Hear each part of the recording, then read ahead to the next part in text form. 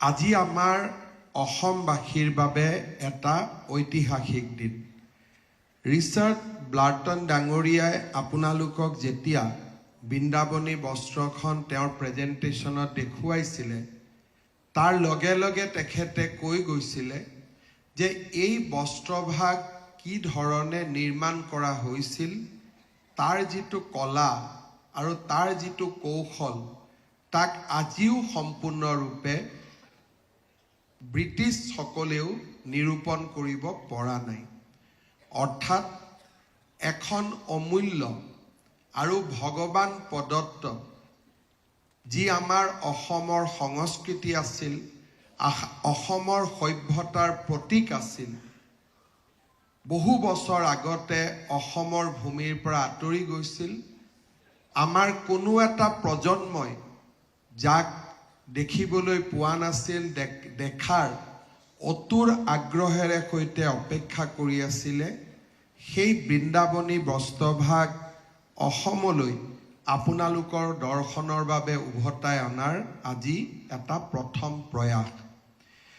পবিত্ৰ বৃন্দাবনী বস্ত্ৰভাগী অসমবাসীৰ বাবে কেৱল সাধাৰণ বস্ত্ৰ নহয়, বৃন্দাবনী বস্ত্ৰৰ সৈতে জড়িত হৈ আছে অসমীয়াৰ আৱেগ, জাতীয় আৰু ধৰ্মীয় চেতনা।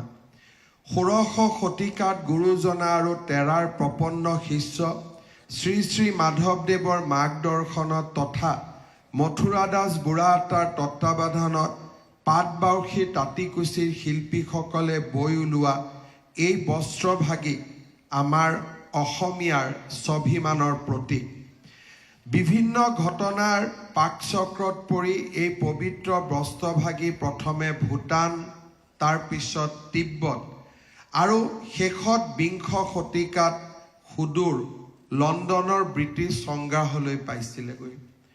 শৈশৱৰ পৰাই বৃন্দাবনী বস্ত্ৰৰ আখ্যানে মোক আকৰ্ষিত কৰি আহিছিল। 2007 আৰু 2008 চনত ব্ৰিটিছ মিউজিয়ামত বৃন্দাবনী বস্ত্ৰক নিজ চকুৰে দেখাৰ মই সুযোগ পাইছিলোঁ। সেই অভিজ্ঞতা আছিল মোৰ জীৱনৰ আটাইতকৈ অবিস্মৰণীয় অভিজ্ঞতা। বস্ত্ৰভাগৰ বয়নশৈলী, ৰঙৰ উজ্জ্বলতা আৰু ইয়াত নিহিত হৈ থকা উন্নত শৈল্পিক আৰু কাৰিকৰী দক্ষতাই মোক স্তম্ভিত কৰিছিল। সেই মুহূৰ্তত মই গভীৰভাৱে অনুভৱ কৰিছিলোঁ, প্ৰতিগৰাকী অসমীয়াই জীৱনত অন্তত এবাৰ হ'লেও আমাৰ পূৰ্বপুৰুষসকলৰ এই অসাধাৰণ সৃষ্টিক ওচৰৰ পৰা দেখা পোৱাৰ সুযোগ পোৱা উচিত।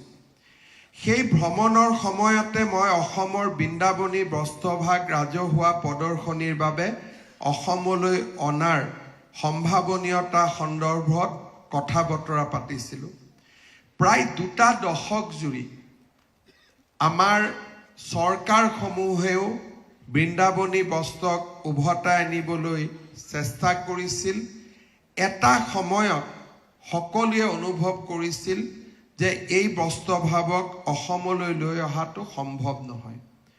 এটা সময়ত ময়ো ভাবিছিলোঁ যে এই কাম হয়তো জীৱনত আধৰুৱা হৈয়ে থাকি যাব। প্ৰধানমন্ত্ৰী ডাঙৰীয়াৰ লগত আলোচনা কৰিছিলোঁ। আমাৰ ভাৰতৰ দূতাবাস, ব্ৰিটিছ হাই কমিছনাৰ তেখেতসকলৰ লগত আলোচনা কৰিছিলোঁ আৰু এটা সময়ত এই বস্ত্ৰভাগ কেনেকৈ অসমলৈ আনিব পাৰি তাৰ এটা আমি নিশ্চিত পৰিকল্পনা কৰিছিলোঁ। এই গোটেই পৰিকল্পনাটোত গুৰুত্বপূৰ্ণ ভূমিকা JSW গ্ৰুপে গ্ৰহণ কৰিছিল।